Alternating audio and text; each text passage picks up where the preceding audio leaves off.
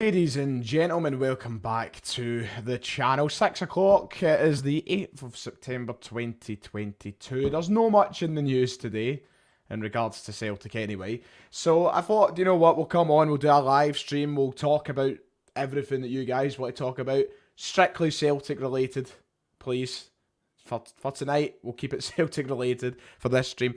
And we'll just have a bit of a laugh as we always do, because you know what, when there's not much to talk about, I may as well engage with you guys. We may as well get what's on your mind. Because, of course, this morning, there was a bit of a frenzy on social media. But there's been a frenzy on social media all day, to be quite honest. But this morning, there was one especially. Everybody was getting their knickers in a twist over the prospect of Ange Postecoglou moving to Brighton as Graham Potter becomes the new Chelsea manager. So, I think that, you know, I'm going to talk about that very quickly to kind of start off this stream. Because I think we just need to stop manifesting this, right? It's not going to happen. Ange Postecoglou to Brighton. I don't want to touch wood. I don't want to, you know, we said this about Brendan Rodgers going to Leicester a few years ago and he done it. I just don't see how right now, at this moment in time, Ange Postecoglou moving to Brighton would actually happen. So this morning when everybody was up in the air, and I think he's actually down as one of the bookies' favourites. Do you know, I'm actually going to have a look at the odds for him just now. Brighton manager odds. I'm going to go through the reasons why I don't think that it will happen, to tell you the truth. Right, so the next Brighton manager odds, top of the list, Brendan Rodgers. And then it's Brendan Rodgers 92, Ange Postecoglou, and it's second at 5-1. He's the second favourite, or joint second favourite with Felice Mazu for the Brighton job.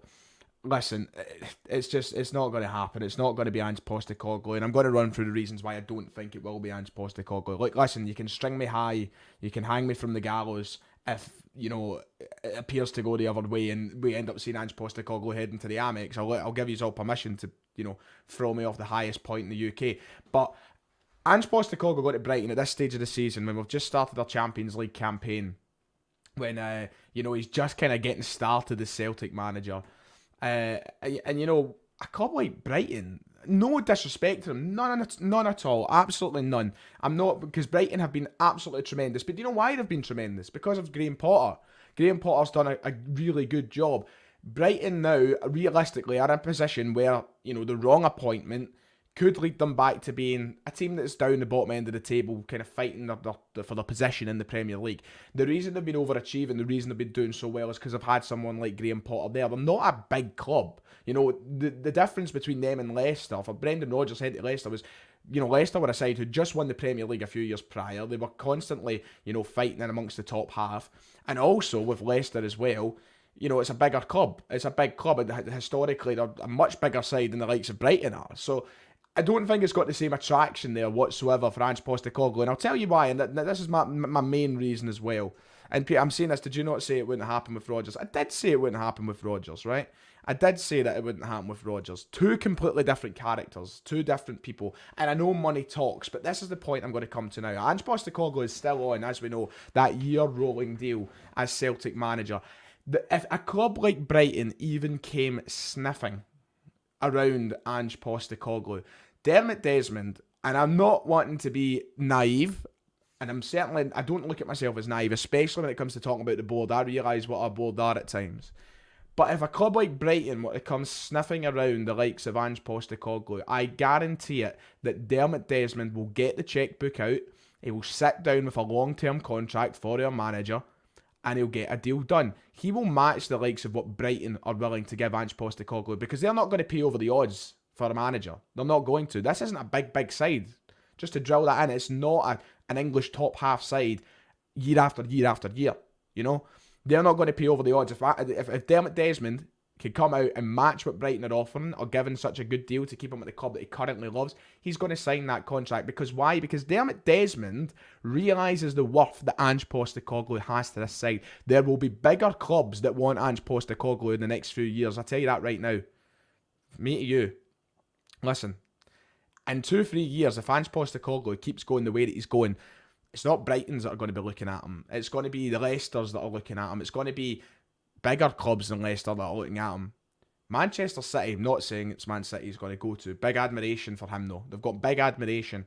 Big clubs in England will seriously consider looking at Ange Postecoglou if it keeps going the way it's going at Celtic. And that, to Dermot Desmond, is one of the biggest paydays that he could probably get as the owner of Celtic Football Club. If he sits down, puts a 5-year contract in front of Ange Postecoglou with money that matches the likes of a Brighton and Hove Albion, the day that someone does come to try and buy him out that contract, a bigger side in England, it is a windfall for Dermot Desmond like no other. And that's precisely why that you won't see Ange Postecoglou move to a Brighton anytime soon, because Desmond's not going to sit there and let it happen. There is no chance. And I don't think that Ange Postecoglou is going to be attracted to that move. I don't think that he's going to want to go to Brighton. It is an attractive place to go at the moment. They've got a decent squad. Graham Potter's built it up really, really well. But, you know, he's losing Champions League football. Brighton, let's be real, aren't going to be challenging for European football. I know they've started the season incredibly well, but they're not going to be challenging for European football. He's just getting started here. I just feel like it makes no sense whatsoever for a man like Ange Postecoglou. We listen to him speak every week, how in love he is with this club, and I know we had that with Brendan Rodgers as well, but Brendan Rodgers a bit of an egomaniac, isn't he? He was chasing. He wasn't being backed by Celtic.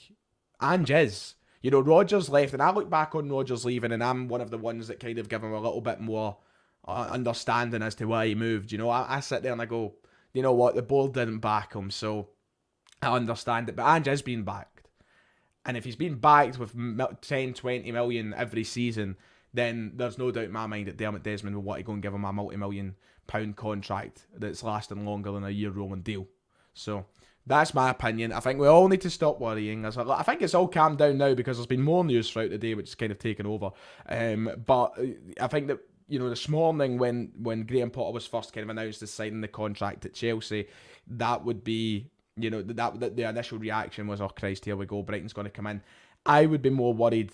I'd be more worried if, you know, if Villa were to sack Gerrard, if Villa were to come calling, maybe I'd be a bit more concerned at that. If Leicester were to sack Rodgers and Leicester came calling, maybe I'd be a bit more concerned at that. But I think what it is just now is it should be a wake-up call to the board. And I think they should be sitting down and having a conversation with fans just now about signing a contract extension and signing a big deal that tries to, you know, keep him here at the club and also makes it difficult for people to take him away from the club.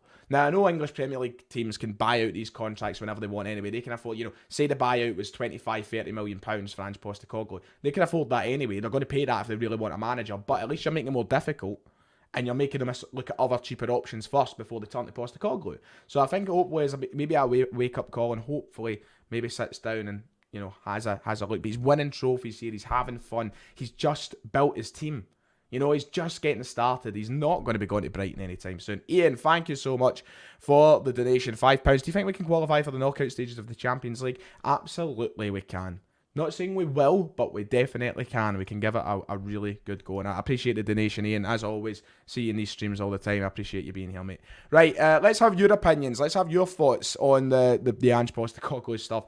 It's really nothing. Look, listen, I know he's second favourite in the bookies' odds to get the Brighton job, but you know, I don't think there's anything in it. I think if you were to ask Ange Postecoglou at tomorrow's press conference, by the way, actually, I have a feeling we're actually tomorrow's press conference. Now that I think about it, I'm gonna go and quickly check because I do have a feeling that we are, but I don't know where the email is. Fan media press conferences.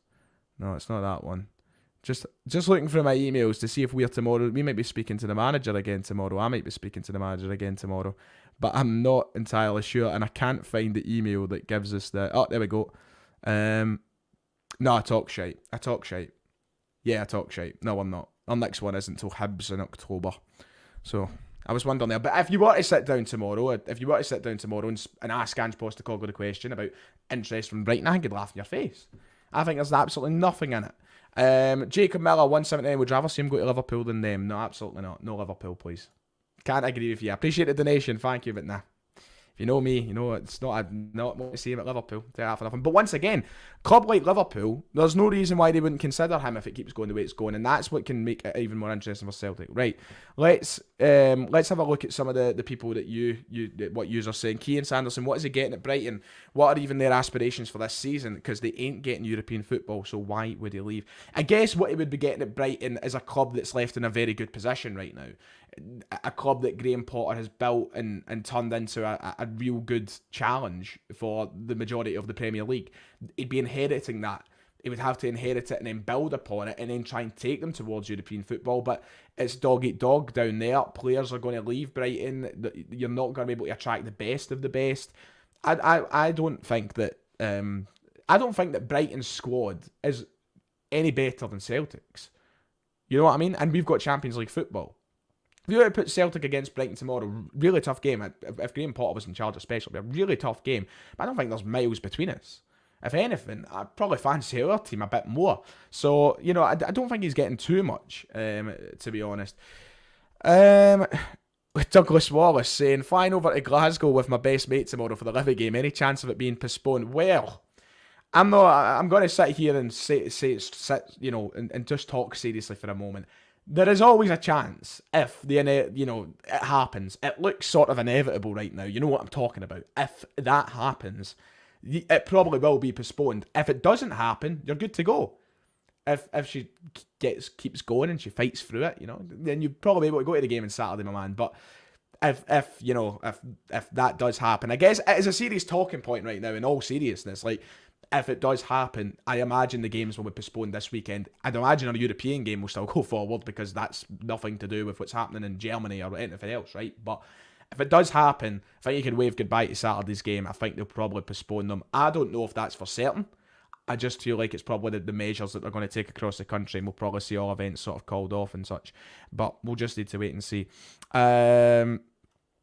Ange has said so many times he's just starting at Celtic. Why throw that away? Absolutely, and that's what I'm saying. He is just getting started here. I don't think that he would go this early on. I wouldn't put it by him to, people will talk about, I see Ange doesn't really want to start a job mid-season. Like, I wouldn't put him by him to leave at this point. He left Yokohama, obviously, halfway through their campaign to come to Celtic. But I wouldn't put it by him to leave at this point in a season. If this comes up again in 2-3 years' time, a job in the Premier League, I think he could take it. But I just don't see how it makes any sense for it to be right now if, he's just getting started, as we said. Right, let's get any questions and anything else. Points, questions. We'll probably go for about 5. It's actually my mother's birthday today, and we're going out for dinner at 7 o'clock. So I need to try and get this one going quite quickly tonight. So let's get 5 or 10 more minutes of your questions, and we'll try and get through as many of them as possible. Any of your points on the Ange stuff as well. Danny Boy says he won't go to Brighton, but no point saying what they can offer him. Quadruple the budget, 12 games against the top 20 in Europe. That's what they can offer. I know it's the Premier. That's the thing they can offer, isn't it? Let's the Premier League. The Premier League is what the spectacle that it is now. Whether you like it or not, it's huge. It's the biggest league in the world. So it's Ange's last or second to last season with us. This is the pattern he's always stuck to in his career. He'll move on somewhere with more resources and a higher chance of competing in the Champions League. The right job will open up for him, and it's not Brighton. We need to sit here as human beings, as truthful men and understanding men and women. Sorry, my bad. We need to sit here as just normal humans and say the point's going to come one day where he's going to leave. That's going to happen. It's life. You've got to move on from these things. A bigger job will come up for Ange Postecoglou in the terms of where his career can go. And one day it'll happen, and I'll welcome it. I'll congratulate him, and I'll watch him go and ride off into the sunset, the hero he is at Celtic Football Club. But it'll be a bigger job than Brighton, and it'll be in a few years' time, I'd imagine. So, yeah. Somebody will ask him tomorrow, I reckon, and I want to hear his answer. Very good point from Gary here, actually. I'd imagine somebody will bring it up tomorrow at the press conference. They'll probably just ask if there's any interest or conversations or anything, and I think that it will provide us with quite a funny answer. So, we'll wait and see. A lot of comments about you know what. Well, listen. I'm not even going to get into it because it's not happening. But if he was to leave, who would I want? I don't even know. I don't even know, mate. Because I always wanted Potter at Celtic, but now he's away to Chelsea. But listen, we're not going to have to worry about it, so there's no point in even sitting down to talk about it.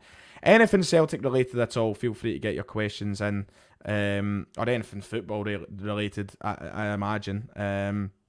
Ange won't happen, but theoretically speaking, who would you replace him with right now? Irreplaceable. Anyone's a step down in my eyes. The board need to tie him down to a long-term deal, says Dale McFarland.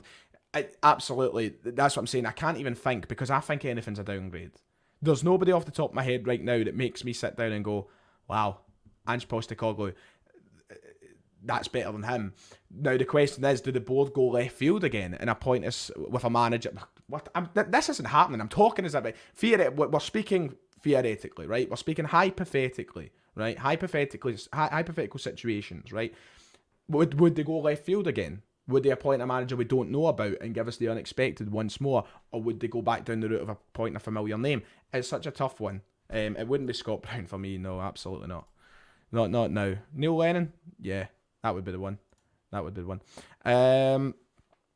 Let's see. The Bodo Glimt boss? That would be a good shout. That would be a really good shout, actually. That would be a really good shout. I mean, granted, we're talking about managers being wanted at clubs.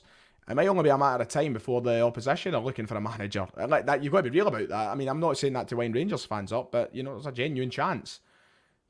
Shaky peg for Gio Van Bronckhorst right now over there. 2 back-to-back 4-0 losses, embarrassment after embarrassment. Seems to be a real negative energy surrounding Rangers at the minute, and you compare that to obviously what it's like at Celtic at the moment. It's very different things. How many changes at the weekend? We'll do the match preview and such tomorrow, but I don't imagine there'll be too many. I guess fitness will be considered a bit, but obviously we've got Europe again next week. I think that we'll just want to keep it rolling, and obviously we're going to keep ourselves in a position where we're familiar with what teams on the park just now, and we're going to try and keep the form rolling. I don't imagine Ange will look to make too many changes. It's a really good team at the moment that are firing on all cylinders. I don't think that we need to worry too much about how much we change. So we'll come on to predictions and all that tomorrow. When it comes to keep calm and Lennon in. Yes, absolutely. Just for clarity, I've seen was that stupid podcast Ange is going nowhere. I've said that the whole time, mate. That's the whole point in this fucking podcast or this live show. I'm saying it's not going to happen. Jeez, it's just good to talk about these things when there's not much to actually talk about. Maybe Abelgard to start, potentially Abelgard starts on Saturday. I think it would be nice to see him involved in some capacity. I do reckon he'll get on the park. I'd love to see Haksabanovic starting Saturday. That's one thing I need to say. I'd love to see that, but yeah.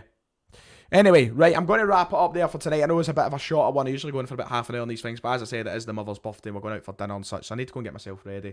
And yeah, it was just a bit of a laugh for tonight's one. We'll be back at the weekend tomorrow, obviously, and then we'll be back on Saturday. I'll be in Spain. And then we'll go back onto European talk for the days after that. So, yeah, we will be content. Don't worry. We'll talk over the weekend. But thank you for coming over tonight for this Thursday Night Live. It will be up on the channel if you've missed any to watch. Appreciate you all being here. Thank you for the happy birthday wishes to my mother. I'll be sure to let her know. And, yeah, I'll see you next time. Like and subscribe.